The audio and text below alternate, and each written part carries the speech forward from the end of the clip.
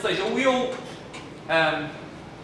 se vocês pensarem em algo que felizmente hoje para a maior parte das pessoas parece aberrante, mas pensarem segundo um paradigma estritamente cientificista, é possível, eu vou já dizer o que é possível perceber que as pessoas estivessem genuinamente convencidas que estavam a praticar o bem. Pensem nas experiências dos nazistas com seres humanos, com prisioneiros de guerra, com membros de minorias étnicas, com homossexuais, etc. Claro que há outros elementos, também de natureza ideológica, mas a ideia que você poderia estar contribuindo para o avanço da humanidade, tratando as pessoas como se fossem, nesse caso, ratos de laboratório, não é? Tem um fim maior, está no fundo ali a fazer está a aplicar um método correto e, portanto, o que isso, quer dizer, eu creio que não será só explicado por isso, mas creio que parte da explicação para porque chegarmos a esse ponto vem de se ter enraizado na mente de muitas pessoas que não era só uma questão, do ponto de vista metodológico, tratar as pessoas como não sendo humanos, era também uma questão de que, de facto, mesmo do ponto de vista ético, se torna aceitável não tratar as pessoas como humanos. Portanto, em última instância, o cientificismo incorpora, não estou a dizer que deliberadamente, eu não estou a dizer que as pessoas que fazem modelos econométricos, no fundo, sonham com totalitarismo, não é nada disso. Mas, no fundo, a decorrência lógica do cientificismo é um enviesamento anti-humano. Ou seja, se você faz modelos em que tem que abstrair sempre daquilo que é fundamentalmente humano, é difícil que você depois não extrapole essa abordagem mecanicista sobre os próprios seres humanos. E em conclusão, voltando ao tal subtítulo que eu referi há pouco, o cientificismo, ou outra forma de olhar para o cientificismo, e uma forma que nas próximas sessões desenvolveremos a propósito de temáticas diferentes mas relacionadas, é como uma evidência do abuso da razão.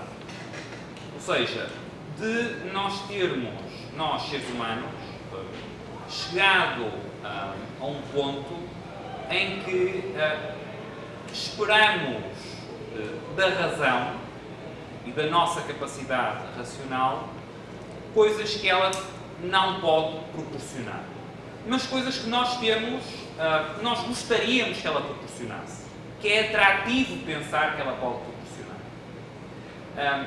E, portanto, isso leva a que, e uma das expressões disso é o cientificismo, mas não é a única, isso leva a que nós, a fragilidade epistemológica, leva a erros metodológicos, e esses erros metodológicos, por sua vez, facilitam abusos racionalistas.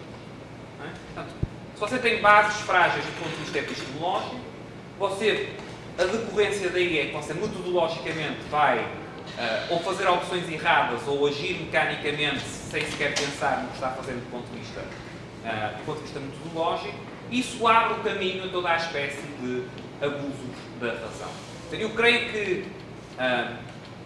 um aspecto a que depois dedicarão bastante mais atenção do ponto de vista económico com o professor Iório, que é o socialismo, as experiências de socialismo real e que está por trás delas, isso não pode ser compreendido o entusiasmo em torno disso. E ler os relatos históricos, mesmo, por exemplo, do Chile, na altura de Salvador Allende, os planos que existiam, etc., os métodos que estavam preparados, tudo isso, o que está ali de mais presente, ou uma das coisas que mais salienta ali, é precisamente esta fé na razão. É quase uma fé cega na razão. Quase que poderia dizer, do ponto de vista teológico, que não podendo os seres humanos viver sem deuses, ao declínio de determinadas formas de crença, nasce esse declínio corresponde a uma substituição pela crença na ciência com C grande e na razão com R grande. Portanto, nós não sabemos em que acreditar, acreditamos na ciência. É quase como se há 200 ou há 300 anos a justificação que teria, seria dada para tomar bem conta dos recursos seria que os recursos são recursos coletivos provenientes de Deus. Os seres humanos são estudiantes desses recursos. Hoje, não tendo essa justificação, mas tendo a necessidade de uma guia, procura-se essa guia na razão. Uma grande parte do movimento, agora estou a especular um pouco mais em termos de aplicação, mas se vocês pensarem, uma grande parte do movimento ecológico tem subjacente uma crença quase religiosa. Qual é, em última instância, o fundamento dessa crença? É uma série de postulados cientificistas. É uma série de postulados aparentemente certos, mas que são resultado do tal abuso racionalista. O que em certo sentido, pode ser mais perigoso, que vem daí, do que fontes alternativas históricas que existiram nas sociedades. Porquê? Porque os dogmas em que acreditarmos, convencidos de que chegamos lá pela nossa própria razão, serão provavelmente mais difíceis de combater do que aqueles que nós achamos que têm uma base não totalmente racional. Ou seja, se nós achamos que chegamos a um ponto em que determinada coisa é assim, que a nossa razão humana assim o demonstra, provavelmente estaremos dispostos a fazer menos concessões e a ter uma atitude menor de humildade face a isso, do que se não entendêssemos que a base dessas nossas conclusões era uma base racionalista. Portanto, o racionalismo nesse sentido não é só um perigo do ponto de vista das conclusões incorretas, é um perigo também, ou é um perigo especialmente acrescido, do ponto de vista do grau de convicção e do grau de empenho que gera em quem esteja genuinamente convencido dos postulados a que chegamos abusando da razão. Temos ainda alguns minutos para questões, esta segunda parte. Você coloca aqui a epistemologia, o método, está se usando nas ciências sociais, pode levar a um abuso da razão, portanto, levar a erros, a prescrições erradas. Comparando aí com a escola de Chicago, não poderia ter uma epistemologia mais distante que a da escola de Chicago, e não obstante eles chegam a resultados, prescrições que são, em grande medida, parecidos com a da escola austríaca, em sua maioria. Como que você explica essa, dado que a epistemologia então, é a raiz da onde todo o resto brota, como você explica que, no caso dessas duas escolas, houve uma convergência em algumas conclusões? Uma excelente questão, e permite-me referir algo que eu não referi. Claro que você pode, por metodologias erradas, chegar a resultados corretos. Isso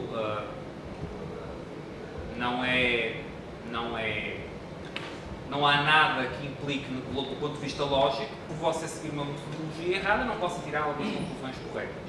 Ora, onde é que eu diria que está o perigo também na escola de Chicago, e acho que é tão visível na escola de Chicago como em outras escolas que, do ponto de vista das conclusões, possam ser menos próximas da escola austríaca.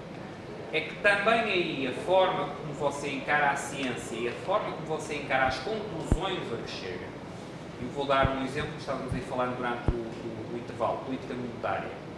Quer dizer, você ter a presunção de que consegue ter um banco central a determinar a política monetária de forma científica e a maximizar, eu estou aqui a fazer uma descrição bastante, enfim, livre, mas não estou, mais uma vez, a fugir à verdade, e consegue de alguma forma orientar a economia. Você tem umas pessoas muito sábias que trabalham no Comitê do Banco Central, aconselhadas por muitos economistas muito sábios, muito inteligentes, que eu não estou a pôr em causa a inteligência. A sabedoria sim, a inteligência não. Como vimos na primeira parte, são coisas diferentes. Eu acho que isso só é possível, ou seja, na perspectiva da escola de Chicago, isso é perfeitamente lógico que você chegue a essa conclusão. na perspectiva da escola austríaca, será impossível. Você nunca pode chegar, creio eu, de uma perspectiva, a uma regra de política monetária ótima, numa perspectiva austríaca. Aliás, eu tenho dúvidas até, estamos falando sobre isso no intervalo, que numa perspectiva austríaca você possa sequer chegar à certeza que, por exemplo, o padrão ouro é necessariamente o melhor regime monetário. Mesmo isso, eu tenho dúvidas que você possa chegar a essa conclusão. Quanto mais ter um decisor político ou técnico, independentemente das regras que estabelece, e não estou a dizer que as regras não são relevantes. Acho que podemos ter bancos centrais a funcionar de forma mais perigosa ou menos perigosa, não é tudo igual. Mas dizer que você pode ter uma política monetária ótima e que depois é só uma questão de aproximação empírica e de vontade política, acho que é o tipo de conclusão em que mesmo que você seja basicamente anti-inflacionista, e há uma concordância em termos de conclusão, e favor de hard money e tudo isso, mas é uma coisa radicalmente diferente. E onde é que está o aspecto mais radical dessa diferença? Está precisamente no tal abuso racionalista.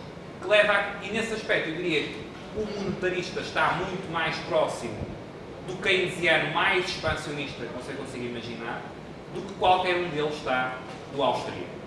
Mas o Friedman, que foi o principal proponente da escola de Chicago, ele era contra o Banco Central, e quando perguntaram, não, mas se tiver que ter o Banco Central, ele falou, não, eu quero então uma regra de 3% de crescimento de agregado monetário.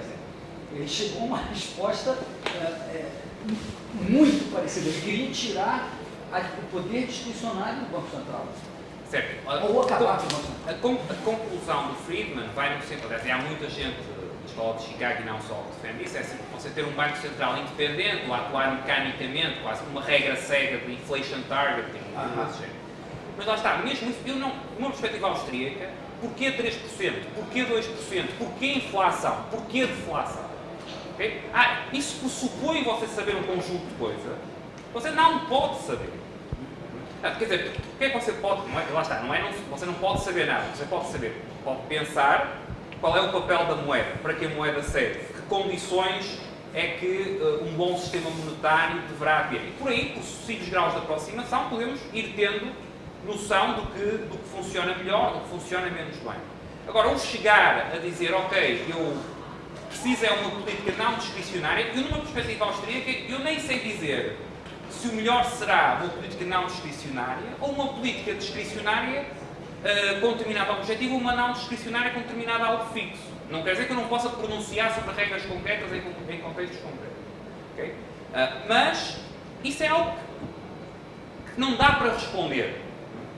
E, independentemente da resposta a que você chega, e o racionalista sempre chega a uma resposta, outra característica do abuso racionalista é que você sempre tem uma resposta.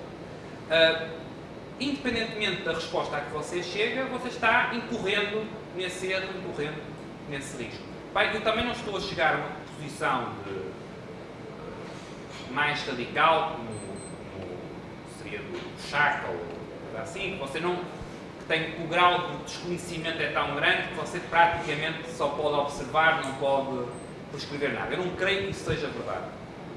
Mas creio que ainda assim, mesmo essas posições mais radicais, dentro, em sentido lato, da tradição austríaca, estão mais próximas do essencial em relação ao uso da razão do que a ideia de que conseguimos saber, conseguimos ter um grau de conhecimento, para ligar com a primeira parte da sessão, com um grau de certeza que permita ter as tais prescrições racionalistas. E creio que esse aspecto, e aí, depois nas próximas sessões vou falar mais sobre isso, aí creio que tem, por vezes, missianos e rothbardianos que quase caem ou caem mesmo também numa outra forma de abuso racionalista e numa determinada abordagem da praxeologia. Mas isso depois desenvolverei numa próxima.